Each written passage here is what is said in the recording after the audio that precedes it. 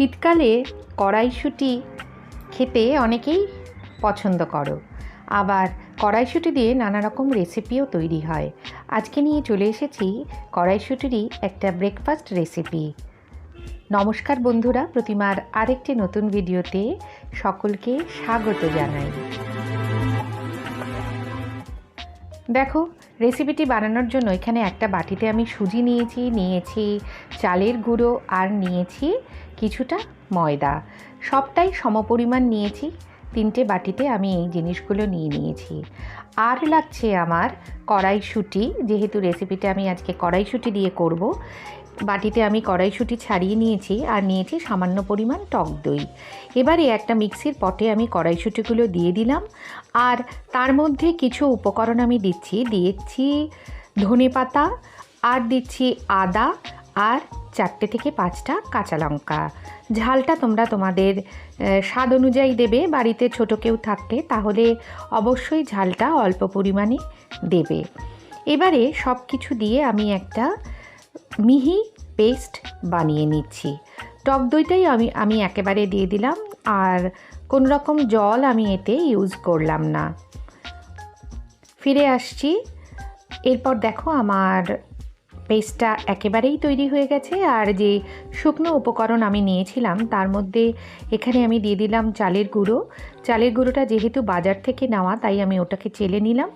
আর ময়দাকেও আমি চেলে নিচ্ছি, কারণ এতে অনেক সময় নানা রকম নোংরা থাকে, আবার ছোট ছোট 2-1টা পোকামাকড়ও থাকতে পারে, তাই জন্য এটাকে আমি ছেঁকেই ব্যবহার করছি।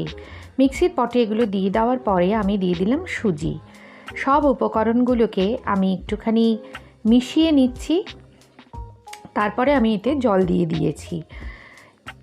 জলটা প্রথমে অল্প দিলাম, কারণ একেবারেই যদি জল দিয়ে দিই তাহলে ব্যাটারটা খুব পাতলা হয়ে গেলে অসুবিধা হতে পারে রেসিপিটা তৈরি করতে। এবার জল দেওয়ার পর আমি আবার সেটাকে মিক্সিতে পেস্ট করে নিচ্ছি। মিক্সিতে একটু ব্লেন্ড করে নেওয়ার ফলে সব কিছু একসাথে মিশেও যাবে, আর বেশ ফ্যাটানোটাও হয়ে যাবে, ব্যাটারটা অনেকটা ভালো হবে। এই যে আমি এখানে সমস্ত পেস্টটাকেই একটা পাত্রে ট্রান্সফার করে দিচ্ছি, আর ঘনত্বটা এরকম ছিল। এবারে এটাকে আমি জল মেশাবো, জল মিশিয়ে পাতলা করতে হবে। জলটা অল্প অল্প করে মেশাবো, কারণ একেবারে জল দিলে বললাম ওই যে ব্যাটারটি পাতলা হয়ে যেতে পারে।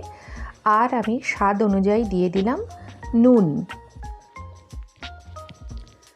সব উপকরণগুলোকে আবার ভালো করে একটু আমি মিশিয়ে নিচ্ছি। এবারে আমি এতে দিয়ে দেব কুচো করে রাখা একটু ধনেপাতা। আরও একটু ধনেপাতা আমি ব্যবহার করলাম, তবে এটাকে স্কিপও করতে পারো। সমস্ত ব্যাটারটাকে আমি কিন্তু তারপর 30 মিনিট রেস্টে রেখে দিয়েছি।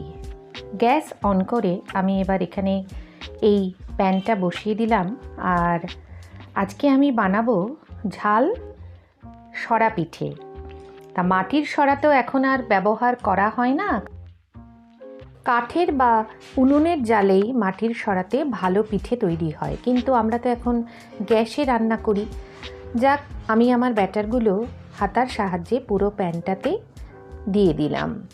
এবার একটা ঢাকা চাপা দিয়ে দিলাম। এই সময় কিন্তু ফ্লেমটাকে মিডিয়াম টু লোতেই রাখতে হবে। পিঠেগুলো মোটামুটি ফুলেই উঠেছে, আর আমি একটা চামচের সাহায্যে সব পিঠেগুলোকে উল্টে দিলাম। এই পিঠটা ভাজাই হয়ে গেছে, আর ওপর পিঠটাও একটু আমি সেঁকে নিচ্ছি। একটা চামচের সাহায্যে আমি দেখিয়ে দিচ্ছি যে পিঠেগুলো কতটা ফুসফুসে হয়েছিল।